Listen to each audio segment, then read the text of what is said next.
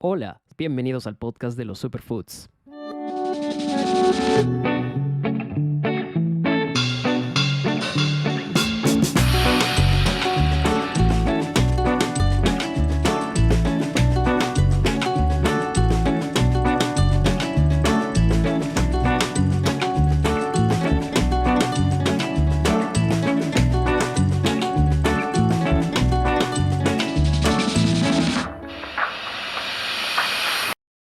Hola a todos y a todas, bienvenidos al episodio número 42 de este podcast. Continuamos con pie derecho en esta cruzada por ir descubriendo, tratando nuevos temas. Y esta vez vamos a conversar con una especialista, una capa acerca de diferentes temáticas alrededor de la nutrición. Pero en específico vamos a hablar sobre un tema que siempre implica a todo el mundo, tanto hombres y mujeres, en todo momento de la vida y sobre todo también en algunas edades específicas, claro está. Y este tema es el balance hormonal. Por supuesto, también hablaremos de otros temas. Yo los invito realmente a quedarse. Si están viendo este podcast, preparen su snack saludable y sumérjanse con nosotros en esta conversación.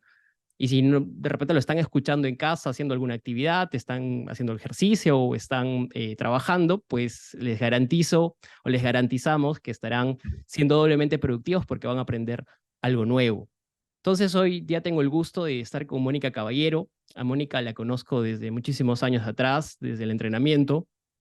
Mónica es una profesional en el mundo de la nutrición, tiene estudios en salud hormonal, se especializa en lograr pues, que sus pacientes logren objetivos y realmente tiene esta facilidad de transmitir conocimientos sobre diversos temas que de pronto la veo también con un gran potencial en el mundo de la educación de estos temas. De hecho, ya lo hace, así que los invito a todos los que nos escuchan a a darse un salto por su página de Instagram, Nutrición con Mónica, van a encontrar contenido que realmente es de valor. Te doy la bienvenida, Mónica. De hecho, un gustazo tenerte iniciando el año. Este es nuestro segundo episodio iniciando el año. Y en este podcast, como sabes, hablamos sobre alimentos, estilo de vida, pero la nutrición, de hecho, tiene un espacio importante porque hoy hace falta muchísima información, difusión en este campo. Y tú misma eres consciente de eso. Entonces, nada, bienvenida. Sí, claro, en realidad gracias Ivo por invitarme. En realidad siempre he querido ser parte de un podcast, siempre he visto y me ha llamado muchísimo la atención. Y de hecho que hablar de nutrición es lo mío y vamos acá a hablar de todo lo que sea importante y lo que involucre, ¿no? La nutrición lo que realmente es, o sea, es una ciencia que puede abarcar y prevenir muchas enfermedades. Sí, de hecho, la nutrición es importante y como te lo mencionaba, hoy en día, pues, las personas necesitan entender, conocer más esta información que ustedes lo aprenden, lo estudian por muchos años y que para todos nosotros es un nuevo descubrir, ¿no? Yo lo que siento, lo que percibo es que en Perú la gente recién empieza a adquirir mucho más conciencia sobre la nutrición, algo que en el mundo ya se da, pero en Perú a veces siempre llegan tarde las cosas y creo que eso es importante. Entonces, hablar de balance hormonal parece un tema muy técnico, muy entrevesado, de repente muy complejo y quizás para algunos quizás no tan importante, ¿no? Pero la verdad es que el balance hormonal está en todos, porque todos estamos constituidos de hormonas. Entonces, yo quisiera como de repente entender inicialmente qué es, qué entendemos o qué sabemos del balance hormonal, ¿no? ¿A qué hace referencia todo esto? O sea, lo principal que es entender las hormonas, ¿no? Que son moléculas que tienen una función en todo el cuerpo. O sea, siempre cuando queremos decir hormonas decimos mujeres, ¿no? Pero es tanto para el hombre y la mujer lo mismo. Tenemos receptores, quiere decir la puerta en todo el cuerpo y la llave se podría decir que es la hormona, ¿no?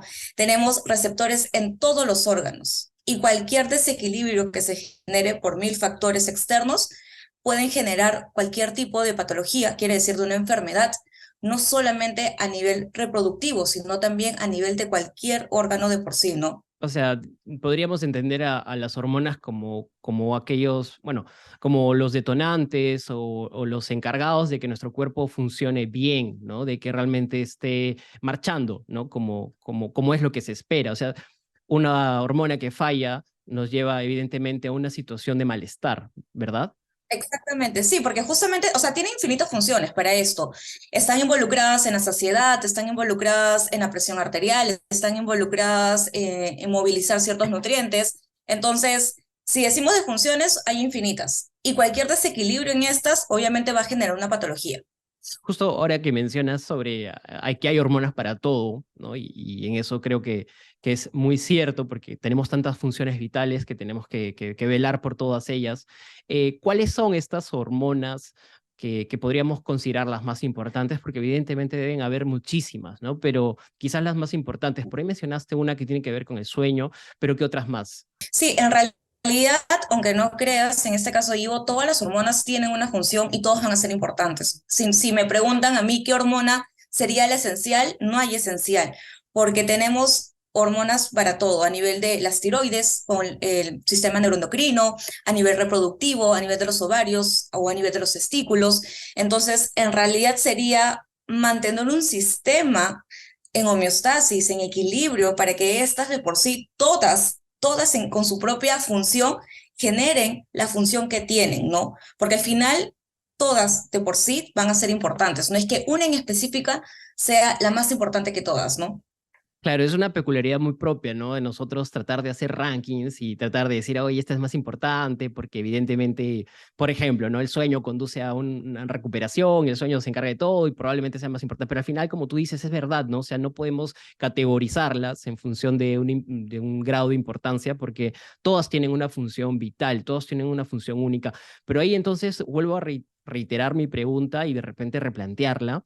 Entonces, ¿qué hormonas podemos, digamos, escuchamos más frecuentemente, ¿no? O qué hormonas por lo menos están más involucradas en funciones más cotidianas, ¿no? Tal vez por ahí podríamos empezar a entenderlas o a conocerlas por su nombre y a llamarlas como tal, ¿no? Porque a veces uno dice, no sé, oye, por dar el ejemplo y adelantarme, ¿no? Oye, estoy estresado, pero no sabemos que también hay una hormona para eso, ¿no? Sí, claramente creo que una de las hormonas que hoy en día está muy elevada, como tú has mencionado, es el estrés. Y la que refleja eso es el cortisol. Y otra hormona que creo que se escucha bastante, el 80% en este caso de las mujeres, es la conocida resistencia a la insulina. Que la resistencia a la insulina de por sí sí genera muchos desequilibrios y es la que genera o se relaciona, perdón, a muchas fisiopatologías, ¿no? Las más comunes, y creo que la más escuchada y la que hoy en día no se conoce de por sí, todos los factores que desencadena son el síndrome de ovario poliquístico o el ovario poliquístico. Y es algo que veo muy frecuente en consulta, es la resistencia a la insulina. La insulina elevada es la que siempre resalta en cada paciente, esté con un sobrepeso o esté en un peso normal y se está alimentando súper bien y su alimentación sea saludable. No hay una condición exacta para la resistencia a la insulina en realidad, cualquier persona lo puede presentar, pero claramente va a haber factores que van a desencadenar a todo esto, ¿no?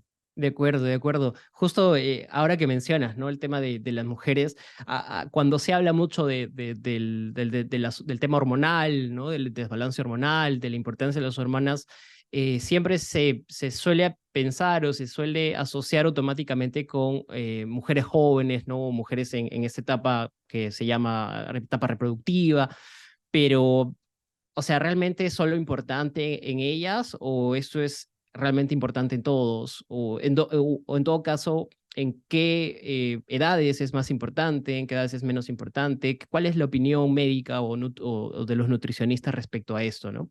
La opinión de salud, perdón. Sí, lo que pasa es que tanto la mujer y el hombre somos distintos, eso ya sabemos, ¿no? Pero específicamente la mujer es más sensible a nivel hormonal. A diferencia del hombre, la mujer tiene que pasar por muchas etapas, quizás como un periodo menstrual, una etapa de embarazo, posparto, menopausia, y cualquier factor mínimo, sea cambio emocional, porque quizás pasó por un estrés muy fuerte, trabajo, estudios, o cualquier cambio de alimentación, sobreentrenamiento, porque se exigió mucho por buscar una estética, simplemente las hormonas a nivel de los ovarios van a reflejar ese cambio. A diferencia del hombre, también podría reflejarlo, pero casi siempre se da en personas con sobrepeso porque esto puede generar que la testosterona baje. Pero más frecuente es en las mujeres, ¿no? Como vuelvo a repetir, somos muy sensibles y yo siempre digo, el estado de la mujer a nivel hormonal de los ovarios requiere muchísima energía y requiere que siempre esté en equilibrio. Y todo lo externo que nos afecte, el cuerpo siempre trata de cuidar lo que más requiere energía, que son los ovarios, que son la menstruación, el proceso de por sí menstrual. Entonces lo que hace es, ok, inhibo esto porque por aquí me estás generando muchos estresores. Entonces, de por sí, tanto el hombre y la mujer pueden sí generar un desequilibrio, sin embargo, la mujer suele estar más sensible y es la que está más vulnerable a presentar más una resistencia a la insulina, ¿no? A diferencia de un hombre. Ujú. Buenísimo, claro. De hecho, o sea, la mujer está más expuesta, como tú dices, ¿no? Por todos estos procesos por los que pasa, que son más continuos, son más frecuentes y son en más etapas, ¿no? De la vida, a lo largo de la vida. Yo estaba pensando un poco en las personas adultas, ¿no? Las personas mayores, digamos, llamémosla de la tercera edad. ¿Qué hay de ellos? ¿Cómo es el tema hormonal en ellos? Porque evidentemente ese tema de las hormonas va decayendo también en el tiempo, su producción, ¿no? Su función. Entonces, ¿qué pasa con las personas de la tercera edad? Sí, muy aparte de las mujeres, hay ciertas etapas fisiológicas que la insulina de por sí puede subir. Una de ellas es en la etapa de embarazo, en adolescencia, de por sí las mujeres adolescentes, por el mismo cambio hormonal que empieza su primera menstruación, siempre la insulina puede subir un poquito, y los adultos mayores, por el mismo cambio fisiológico que tú dices, ¿no? Mientras que los años pasan, también ciertas hormonas disminuyen. Y vuelvo a reiterar esto, la mujer es más sensible porque ya pasa a una menopausia y todas las hormonas cambian y es más propensa todavía a una osteoporosis y también tanto el hombre y la mujer a una caída de calidad muscular. Entonces, hasta un cierto punto se puede decir que la insulina en el adulto mayor puede estar elevada, pero esta se resoluciona con facilidad. Pero si esta resistencia a la insulina se mantiene por mucho tiempo, ahí tenemos que sí actuar frente a esto para que no genere otros problemas en el adulto mayor. De igual forma pasa en el embarazo, sube por un tema también del embarazo, porque hay un feto que está creciendo y por un sistema de energía se crea una resistencia a la insulina. Esta se resoluciona solo y de igual forma pasa en la adolescencia. Si es fisiopato, o sea, a nivel de la fisiología que lo produce, se resolucionan por sí solas. Ok, de acuerdo. Wow, parece tan complejo el tema cuando lo empezamos a entender de esa manera. Pero es verdad, ¿no? El tema, por ejemplo, ahora que mencionabas, el tema de la menopausia es un tema muy difícil, ¿no? En la etapa de la mujer. Y de hecho, quienes no hemos tenido un familiar probablemente muy cercano que ha pasado por esta etapa, ¿no? Una etapa de tantos cambios, de tantos, digamos, desequilibrios en el cuerpo, que pues es verdad que merece un tratamiento muy particular, muy propio. Eh, Hablando un poco más en general sobre el tema de desbalance hormonal, ¿cuáles son estos, o sea, cuáles son los principales tipos de desbalance hormonal? ¿Existen catalogados, categorizados tipos de desbalance hormonal? Dependiendo, hay sistema neuroendocrino, a nivel de las tiroides, quizás por un hipotiroidismo, un hipertiroidismo, puede ser a nivel adrenal, justamente lo que hablábamos, estresores, y esto aumenta el cortisol. Va a depender en qué sistema se encuentre, ¿no? Pero de por sí, si ya vemos desde que las tiroides están afectadas, desde la tiroides también ya podría afectar a nivel reproductivo, porque también tenemos muchos receptores de células tiroideas. Entonces, casi los niveles casi siempre son neuroendocrino, adrenal, eh, dependiendo dónde esté situado este desbalance, que son los más comunes en realidad, neuroendocrino y el adrenal, ¿no? Parece que hoy vivimos como una época o en la época de la tiroides, ¿no? No porque no haya existido antes, sino porque es más común ahora, ¿no? Detectarlo, hay más casos y se diagnostica más rápido. Yo recuerdo, en mi familia hay un historial de tiroides que felizmente a nosotros no nos llega aún, por ejemplo, a mí, a mi hermana, pero estuvo en mis padres, en mis abuelos, en mi padre y en mis abuelos. Y, por ejemplo, mi papá me contaba que desde los 20 años se sentía muy cansado, muy aletargado, sin mucha voluntad. Fue ya cuando él pasó los 30 y pico años que se dio cuenta que era por la tiroides. Fueron pruebas muy tardías y en todo caso también la época no era la propicia antes como para diagnosticar esos temas, ¿no? Pero parece que hoy como que todo el mundo ya empieza a padecer o a darse cuenta que lo sufre, ¿no? ¿Por qué se da tanto esto? Es debido en este caso, ¿no? Te comento que es de hecho la herencia genética, porque mis abuelos lo tenían, pero en muchas personas no siempre se da por eso, sino pareciera relacionarse a otros factores, ¿no? ¿Qué detonantes o por qué se da? Porque hoy en día cada vez más personas sufren de, por ejemplo, hipotiroidismo. Sí, claro, ya hablamos que hay una hipofunción, en este caso, una disminución del trabajo de las tiroides. En realidad hay muchos factores y como tú has dicho, uno puede ser el genético. Este punto quiero recalcar, tú puedes tener los genes, pero hay factores que lo activan. Entonces, si los genes están ahí, simplemente hay que mejorar esos factores y que no involucre que se desarrolle toda esta patología. En segundo punto, las tiroides también generan un sistema de compensación a lo externo.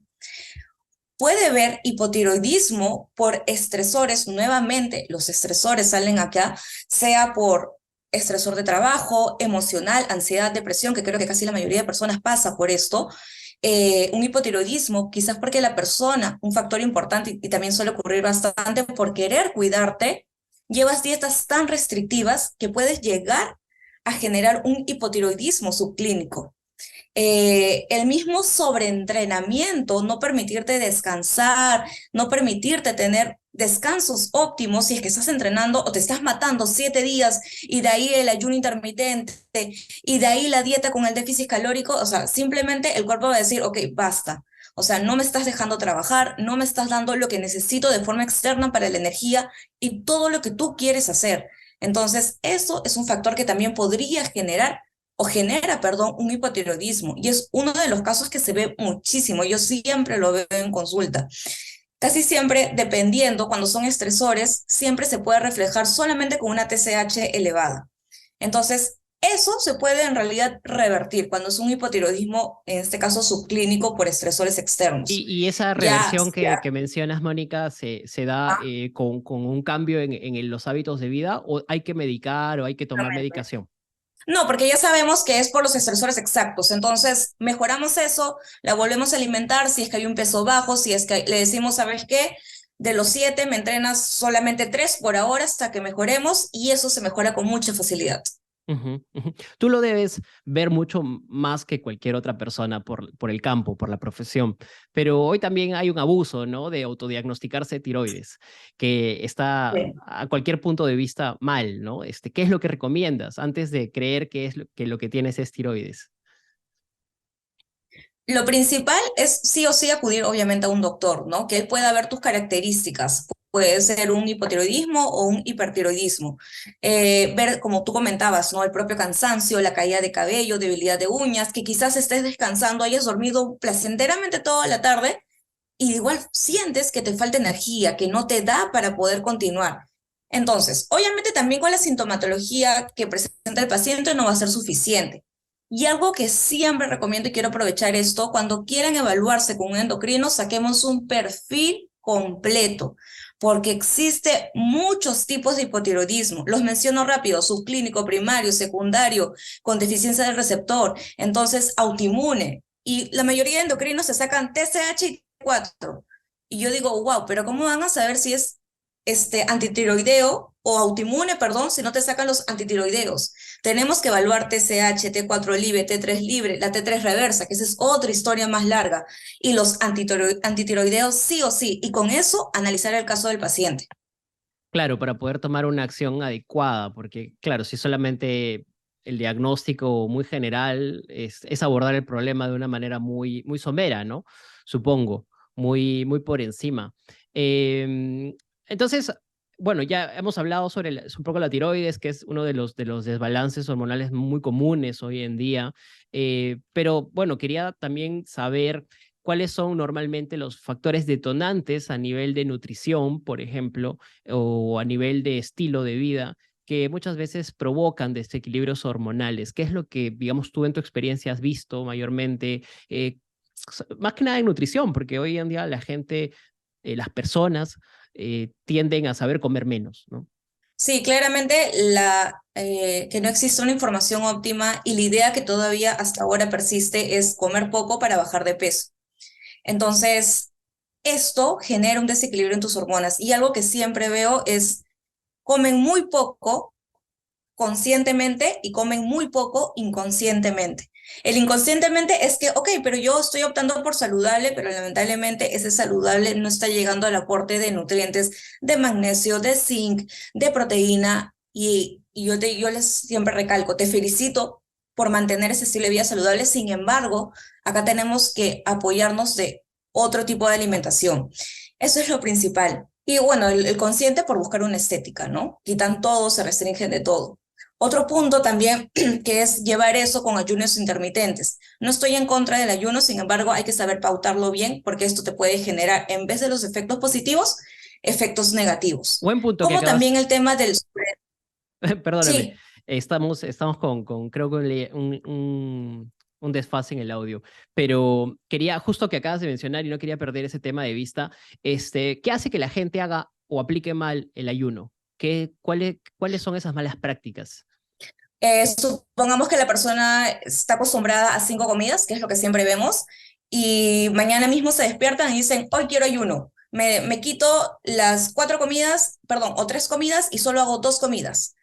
Y no hay noción de nutrición y estoy segura que de esas dos, y suele pasar bastante, el aporte de proteínas, carbohidratos baja drásticamente. Se sienten alegres porque dicen, wow, he bajado de peso gracias al ayuno. No, no fue gracias al ayuno, es porque quitaste todo. Pero a corto plazo te puede dar una respuesta, o sea, te puede dar una respuesta placentera, pero a largo plazo ahí va a venir los problemas.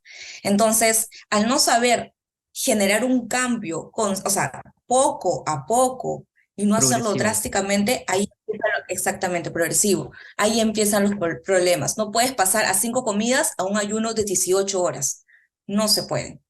Ok, o sea, creo que una de las prácticas que estarían más penalizadas en el ayuno es hacer ayuno cuando a uno le da la gana, ¿no? Que es por un lado, pues, no tener una consistencia al hacer el ayuno, pero por lo que mencionas también sería hacer un ayuno sin una adecuada aplicación, ¿no? De la nutrición que uno va a tener con respecto a las comidas que se iba a ingerir en ese periodo, ¿no? O en esa brecha.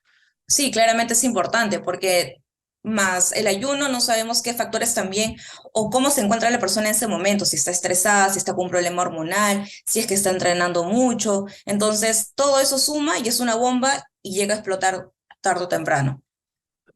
Mónica, la diabetes. ¿La diabetes es un desbalance hormonal? ¿Podríamos catalogarlo como tal? ¿O es producto Sí, de un porque empieza desbalance? también, sí, claramente empieza también porque el páncreas de por sí, que es un órgano, ya deja de generar la insulina, ¿no?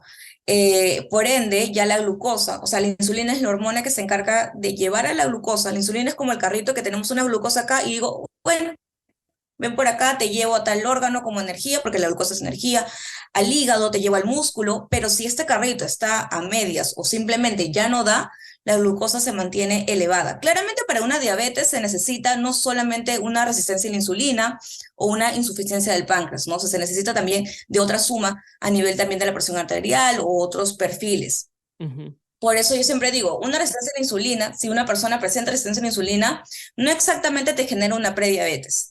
No, no solamente se necesita de esa condición, porque la resistencia a la insulina no es una enfermedad, es una condición que se revierte con facilidad. Ujú.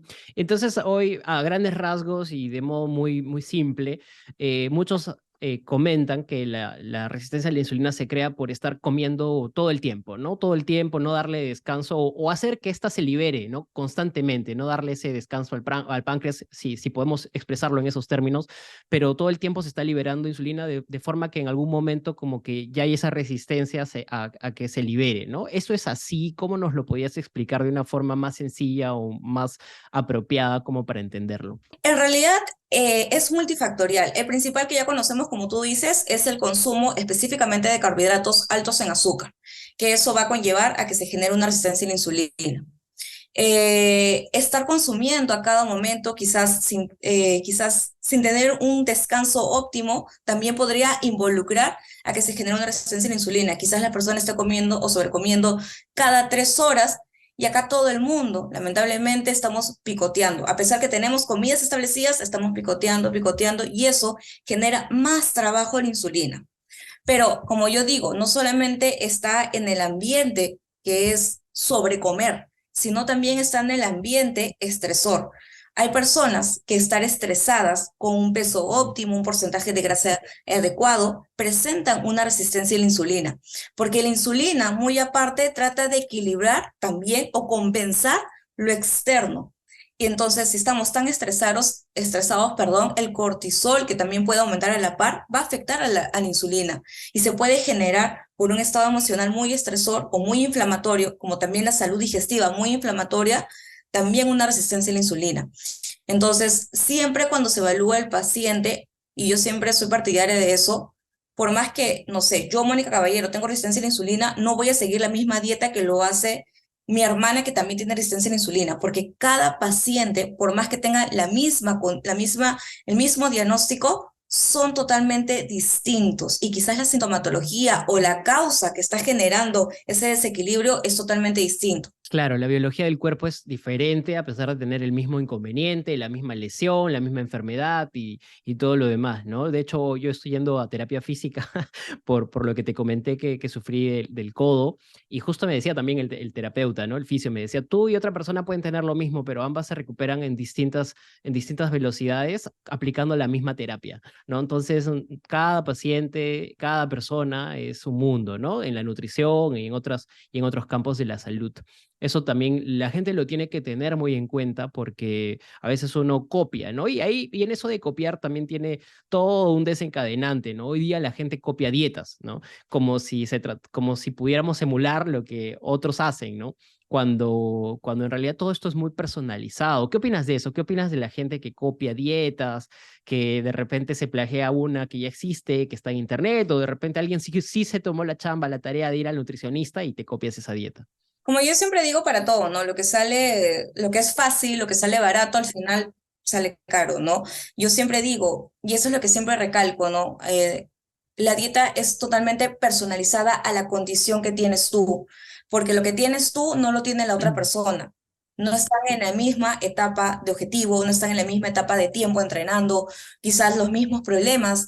Quizás tú tienes un problema digestivo y esta persona no lo tiene y por eso consume ciertos alimentos, pero tú lamentablemente no lo puedes consumir. Y eso conlleva que de por sí no alcance el objetivo y la palabra muy conocida, ¿no? Ya lo intenté todo, pero no. Mi cuerpo es así, mi genética es así, no me permite avanzar. Y yo digo, no tiene nada que ver la genética. Es quizás las malas acciones que se han tomado a largo plazo, ¿no? Claro, claro. Y es tan difícil estar en el día a día de las personas que si no van a un especialista, es muy difícil que empiecen a entender en qué punto o en qué momento del día están haciendo mal las cosas, ¿no? Quiero regresar al Sí. punto de la diabetes para preguntarte, ¿cuál es el punto de no retorno? Donde esa persona tiene que ya vivir a partir de inyectarse insulina, como lo hemos visto muchas veces o hemos visto algunos casos. Porque claro, tú decías que hay un punto de que se puede revertir y se trata, cambia de dieta, cambia de estilo, ¿no? Pero ¿en qué punto de esta enfermedad ya avanzada es que no hay retorno y a veces uno está condenado? Eso va a depender de la condición que se encuentra el paciente. O sea, la resistencia a la insulina de por sí se puede revertir, pero el tema de la diabetes hasta ahora no se ha visto que se pueda revertir. Mm. Entonces, específicamente en qué condición se encuentra el paciente, lo que hace la nutrición es mejorar la calidad que tiene y que obviamente las consecuencias que genere esa enfermedad, sea diabetes o cualquier enfermedad, no se presente y la sintomatología se active nuevamente. Es por eso que el nutricionista debe educar al paciente, no porque si supongamos tiene un sobrepeso y yo le diga, ¿sabes qué? Tienes que bajar de peso porque eso también es un desencadenante a que el porcentaje de grasa también involucre en tu enfermedad, sino también para que pueda aprender y que ese hábito se adhiera de por sí a largo plazo. Entonces, de por sí va a depender en qué momento se encuentra el paciente, en qué condición se encuentre, dependiendo qué tipo de diabetes. Entonces, con eso se podría no resolucionar, pero sí se podría mejorar la condición de los síntomas. Y eso es lo que se busca, mejorar la calidad de vida del paciente y que su calidad de vida no se acorte, sino que esté más larga, ¿no? Como dicen, calidad, no cantidad, porque poco probable que podamos aumentar, sino darle calidad. Exactamente, eso es un buen punto y creo que entender este tema de calidad de vida no significa tenerla de forma momentánea, sino la idea es que sea a largo plazo, ¿no? Hay mucha gente que veo tomar acciones o plantearse cosas para mejorar su calidad de vida y yo aplaudo esos esfuerzos, pero también que sea consistente en el tiempo, ¿no? No que sea pues de medio año, de un año nada más y luego veo personas volver a malos hábitos, regresar y como si fuese un vaivén, ¿no? La idea es que si van a mejorar la calidad de vida, lo hagan y lo hagan para siempre. Eh, entonces, hay un tema con la insulina y yo quiero ya cerrar el tema de la insulina con esta pregunta o este comentario, es que hoy pareciera que es la enemiga, ¿no? Entonces, hablo mucho del contenido que hoy día se produce en Internet, del contenido que hoy día se produce por muchos creadores, en fin, profesionales o no profesionales, donde se hace a la insulina la enemiga, ¿no? Entonces, hay todo este tema del ayuno, que eso es una forma de decir, no, no liberes insulina, pero también hay como que mil tips que aparecen, ¿no? Que algunos me parecen que hasta son irresponsables, algunos pueden o no tener base, en fin. ¿Qué opinas de todo esto? ¿Qué opinas de hacer a la insulina la enemiga número uno, ¿no? En la alimentación. No, claramente que todas las hormonas tienen una función en el cuerpo, así como el cortisol tiene una función, y no porque esté ahí sea mala. Igual forma pasa con la insulina. La insulina tiene infinitas funciones. Y como yo digo, la principal es movilizar esa glucosa que consumimos día a día mediante los carbohidratos hacia todo tipo de órgano que necesite la energía.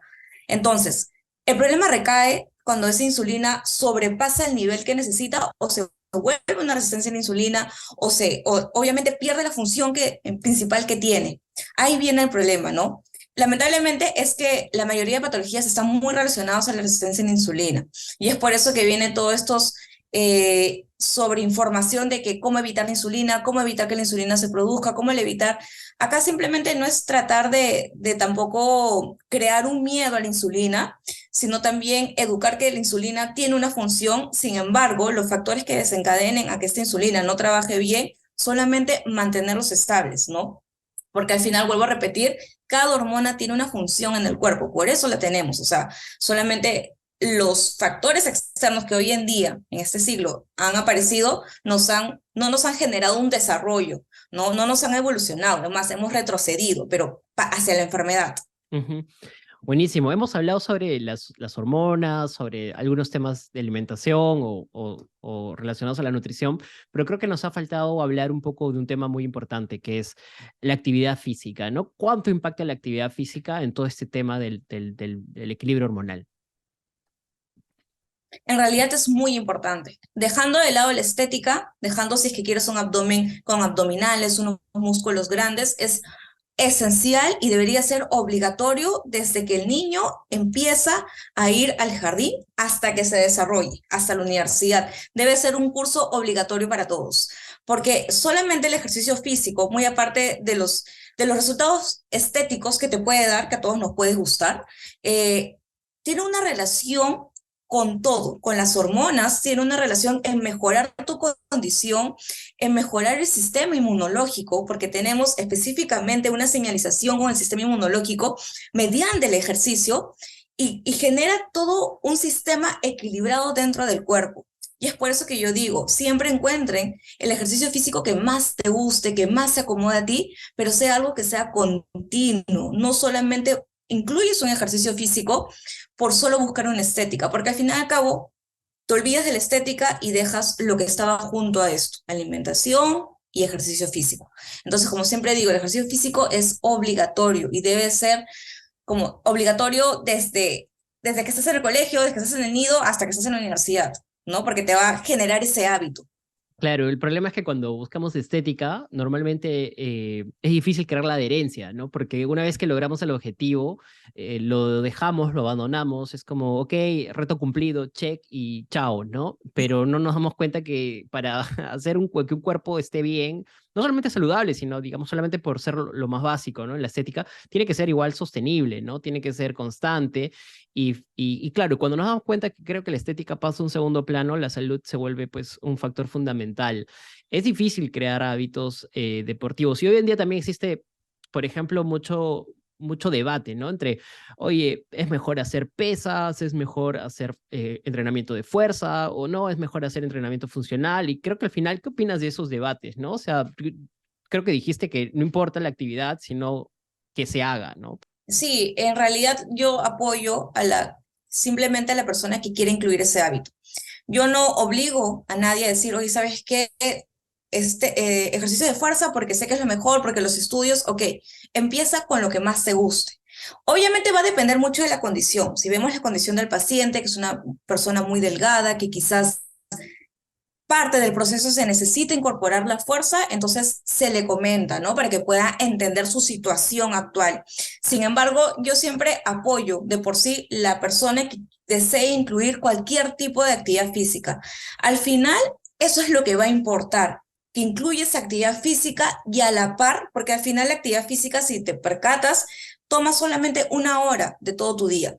Lo más importante va a ser lo que haces quizás las 23 horas o lo que resta, que te sigas manteniendo activo, que utilices toda esa energía que tienes en el cuerpo, ¿no? Porque ahora el sedentarismo también es un problema muy grave que se ve hoy en día.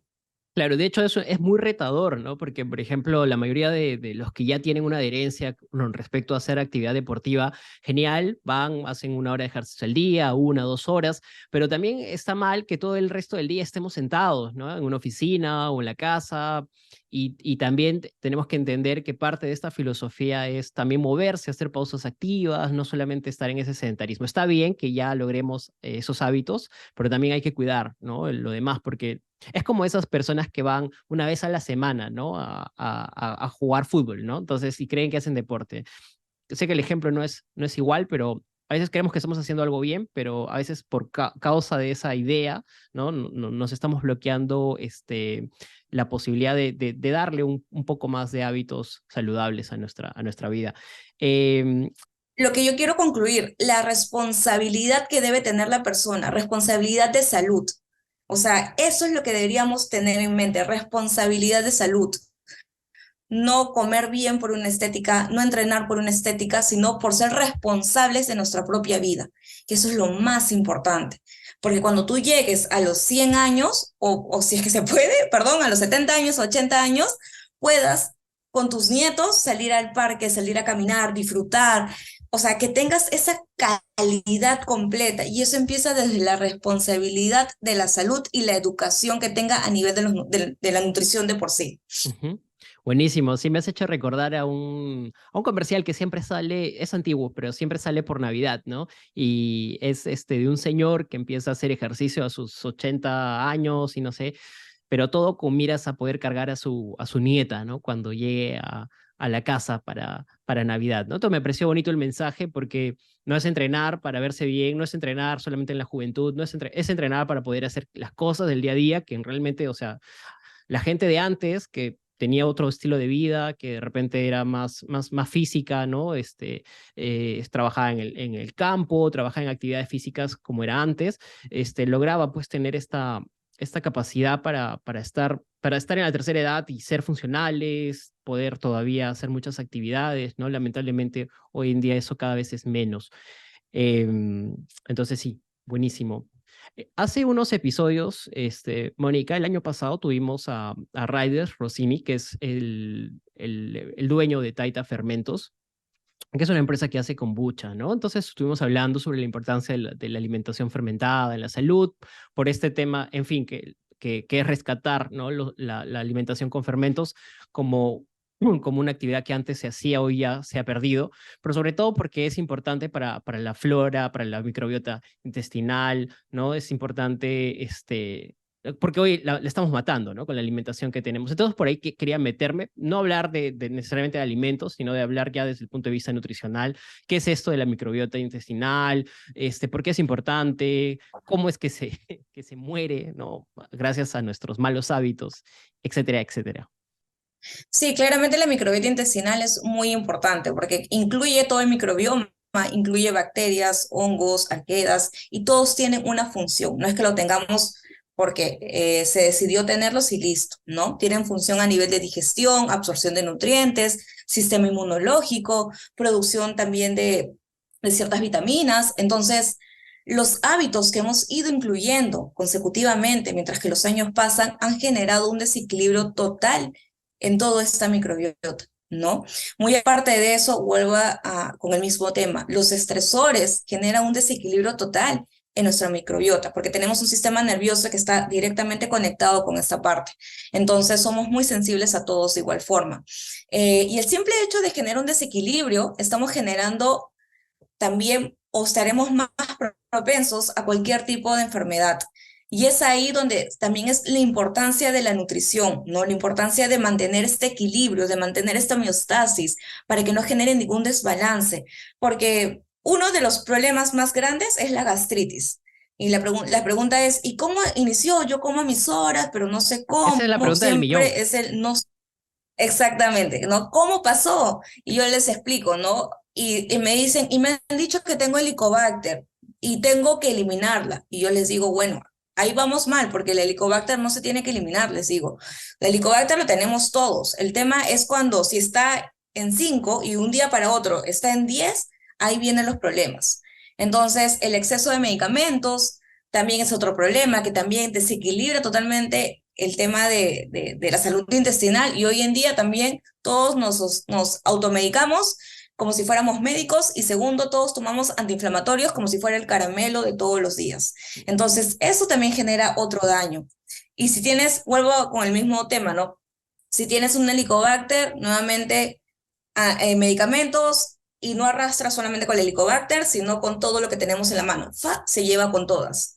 Y nadie tiene un post resolución, y ahí viene el tema de los probióticos, ¿no? Nuevamente repoblar toda esta población de bacterias, ¿no? Para que nuevamente tu intestino vuelva a un equilibrio. ¿Que va a ser fácil? No va a ser fácil. Suena un poco extraño para quienes no están familiarizados con el tema que tengamos bacterias en la flora, ¿no? O en el tracto intestinal, mejor dicho. ¿Cómo lo podrías, eh, cómo lo podrías comentar o cómo podrías hacer entender que estas bacterias no son dañinas, ¿no? Porque algunos creen que no hay que desparasitarse de repente, ¿no? Que no son bacterias, son malas, ¿no? ¿Qué hay que entender sobre esto? Sí, realmente lo primero que uno le viene a la idea es, ay, bacterias, no, me las tengo que quitar.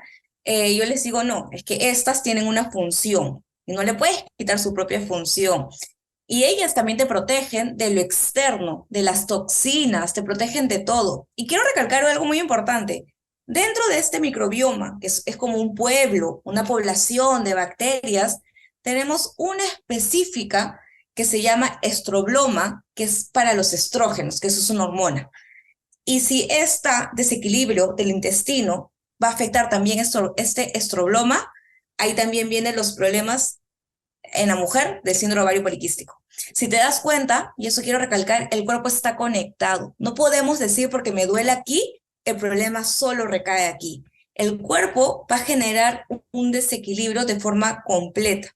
Y es por eso que estas bacterias tienen que estar equilibradas, porque también van a tener una función, no solo a nivel intestinal, que no te duele el estómago, que te dé quizás una diarrea, que te genere una inflamación, sino también para que tus otros órganos estén equilibrados. Y así como tenemos bacterias acá, también tenemos bacterias en otras partes, como también en la piel, como también en la parte, en la mujer también tenemos bacterias en la parte vaginal, que eso también es muy importante, que ese es otro tema también muy extenso. Y de igual forma, estas bacterias siempre tienen un equilibrio, tienen, perdón, una función, que es la protección del externo, de las toxinas, de lo malo.